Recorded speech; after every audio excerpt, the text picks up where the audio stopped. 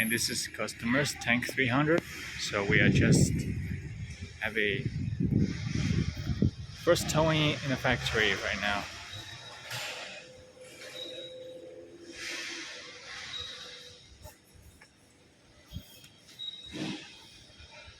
So we're just modifying the brake, and at the rear they already have the receiver tube at the rear, so we just install the brake,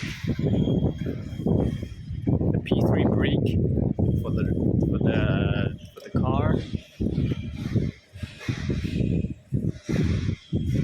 So every time when we ship the camper, we will do this for customer, or the customer can drive to our factory. They are here. We are modifying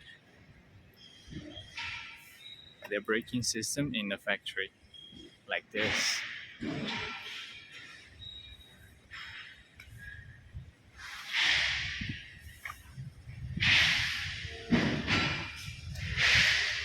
So you see here.